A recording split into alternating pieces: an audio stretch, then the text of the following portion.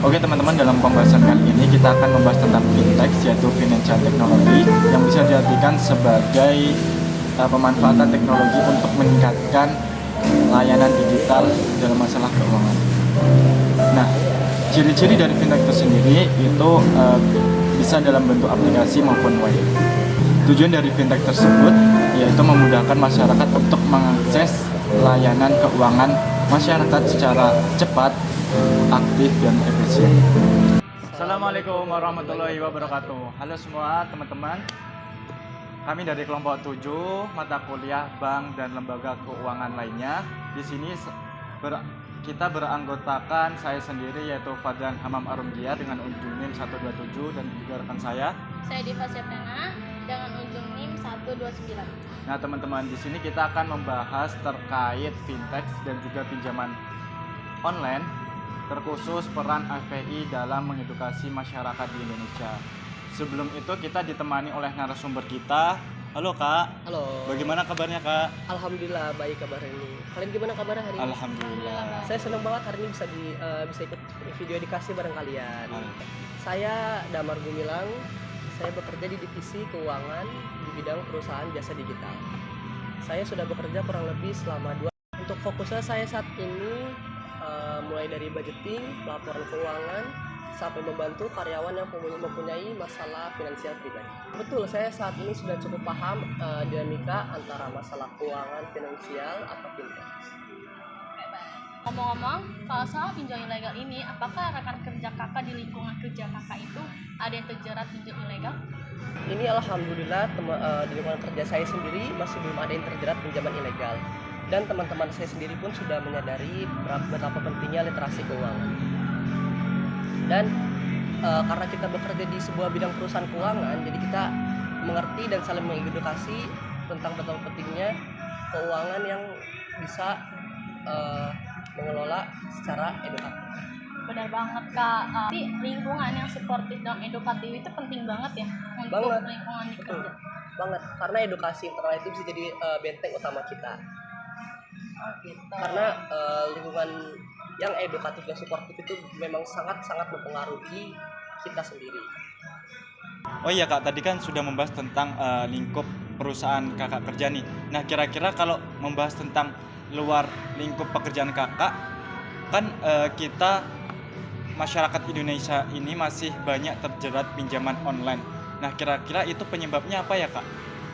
Kalau untuk pendapat saya sendiri, untuk masyarakat yang terjerat pinjaman ilegal, karena masih kurangnya edukasi dalam masalah keuangan digital. Karena mereka masih belum mengetahui apa itu OJK, AFPI atau fintech keuangan digital. Dan kenapa pentingnya edukasi masalah keuangan digital?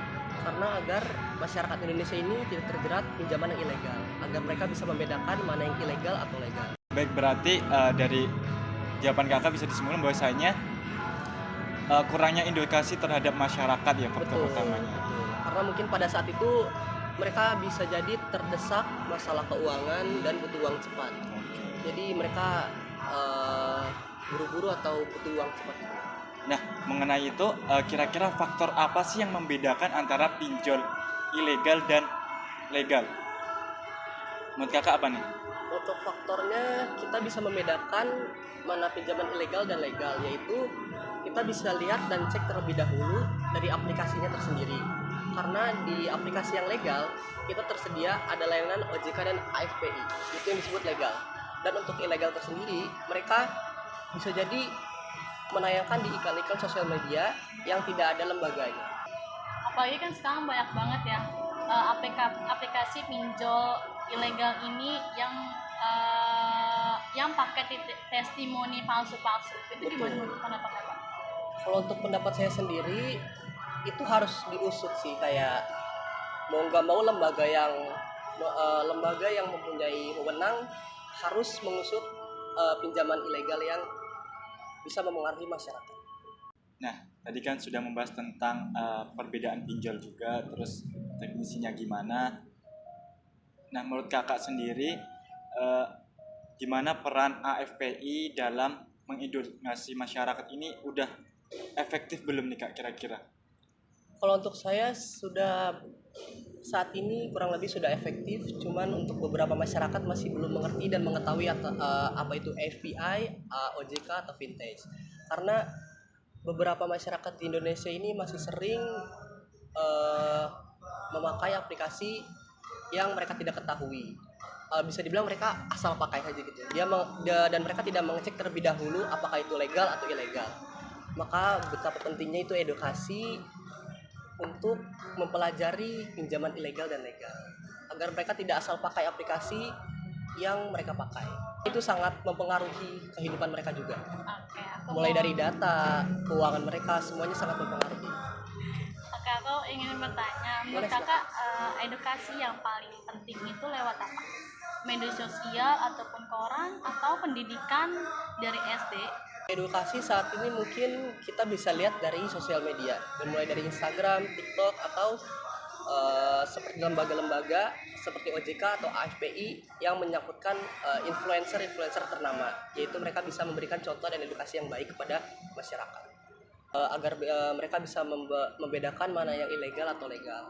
Makanya betapa pentingnya itu mereka mengecek terlebih dahulu aplikasi yang ada lembaga OJK atau AFPI. Nah terakhir nih Kak, dari kakak sendiri kira-kira ada tips dan trik nggak untuk teman-teman kita yang sudah terlanjur terjerat pinjaman online ilegal? Pasti ada dong. Yang pertama, jangan panik kalau kamu sudah terlanjur terjerat pinjaman ilegal. Catat semua bukti dan komunikasi, simpan kalau bisa tangkapan layar semua komunikasi yang sudah kamu terima dari pinjaman ilegal. Setelah itu bisa kamu segera kirim ke